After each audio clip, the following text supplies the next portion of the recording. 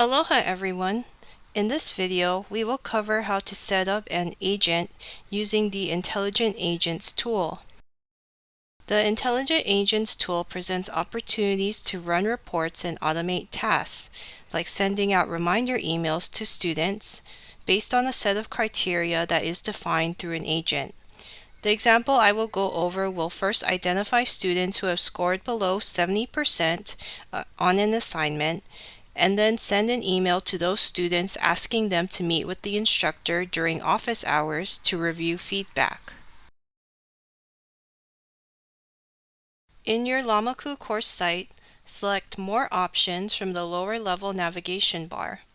Then select Intelligent Agents from the drop-down menu.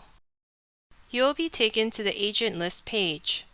Before we create a new agent, let's select the Settings option to the right of the agent list title. If you plan to send emails as a part of the Intelligent Agents process, we suggest you change the selection from System Defaults to Custom Values. The system default displays a no-reply email address from Lamaku when students receive an email from the agent. It's better that you configure the custom values so the emails appear under your name and email address so the students don't get confused. After entering your name and email address, select Save. Back to the agent list page. Select New Agent. Fill in basic information about the agent. For the agent's name, consider using a name that describes the criteria it's meant to identify, like scored below 70% on reflection number 3. Next, you can write a description for your agent that further details its function. You can also assign your agent to a category and create a category if you don't have any at the moment. Creating a category can be helpful if you plan to create a lot of agents, but you can set up the categories at a later time. Finally, decide if you want to immediately enable the agent. Enabling the agent will allow it to run at a selected date and time, but leaving the option unchecked will keep the agent in stasis until you manually enable it. Because I want to run my agent immediately, I will check Agent is enabled. Next, let's configure scheduling. The frequency defines how often the agent will run or check users against its criteria. The default is no schedule, but if I click the drop-down menu, I will see a list of frequency options. Notice that there are options to run the agent multiple times, but if you're not sure about frequency or you just want to test your agent, you can select one-time run, which is what I'm going to do. You will then be prompted to schedule the date and time you want the agent to run, and I am going to run the agent after the due date of my reflection assignment, which is October 10th at 8 o'clock a.m. If I choose a frequency other than a one-time run, such as hourly, the system will prompt me to specify how many hours should pass between each run. I can also set a start and end date for the agent, but if I leave those fields blank, the agent will continue running on this schedule for the duration of the course. Next, move to the Criteria section. For rolling class list, we want to define who the agent is checking its criteria against. Most times you're checking your students, but keep in mind the other people that may be added to your course, like another instructor, an instructional designer, an evaluator, or others. You may not want the agent to check them, so instead of selecting all users visible in the class list, you can select users with specific roles and choose which role the agent should evaluate, such as students. Next, I need to set up criteria.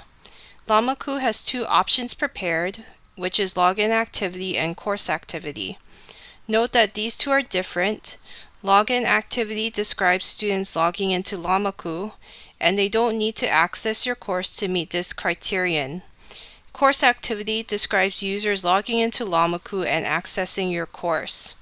You can find out who has logged into your course or who hasn't logged into your course based on a defined number of days. However, we are not setting up an agent to look at login or course activity. To see additional criteria, I can select Create under Release Conditions, which will bring up a pop-up window. Under Condition Type, I can see a list of conditions that are arranged by Llama.Ku tool categories. Because I am looking for students who scored below a certain percentage, I will select Grade Value on a grade item. Under Condition Details, I get to choose which grade item I want to evaluate, which is reflection number 3. The criteria will be less than, and the grade will be 70%. When I am done, I can select Create. Say I just want a list of students who meet this criteria. I can select Save and Close to run the agent, and the agent will provide me with a list of student names under the Results of Last Run column. However, I want to take the agent a step further and also email all of the students that meet this criteria. Returning to the new agent setup, I will select Actions.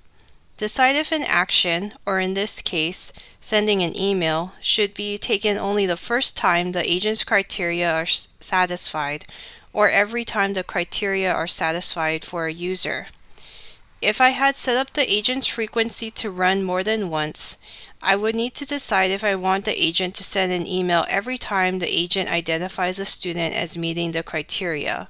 Because I am only running the agent one time, the first option to take action only the first time makes sense.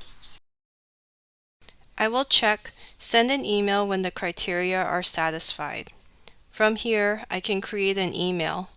In the To, CC, or BCC fields, I can use the replace string initiating user in brackets, and the email will be sent to all students who are identified by the agent as meeting the criteria. You can select this blue text, What special email addresses can I use, to learn more about replace strings for email recipients. I will fill in the subject, and it's a good practice to start the subject line with the course information so the students know which course this email is coming from. My subject line is English 100 Office Hours Appointment for reflection number 3. Now when I create the message, I can again use replace strings to personalize this email.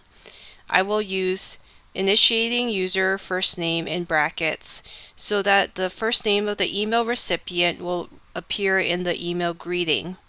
You can select what replace strings can I use in the subject and message. To learn more about the replace strings you can use in the email. After I write my message and attach any necessary files, I will select Save and Close to finish the setup process for the agent. On the agent list, I can see when my agent is scheduled to run, when the last run date was, and its results. The agent identified 2 users as meeting the criteria, and if I click on the number under the Results of Last Run, I can view a list of students and also see the emails that were sent to them. If you want to run an agent again, but also want to keep the results of the last agent's run, you can duplicate an agent by selecting the downward caret and then Copy from the drop-down menu. This will duplicate the agent, and its default is for it to be disabled. You can configure the new settings of the new agent and activate it at a later time. Mahalo for watching.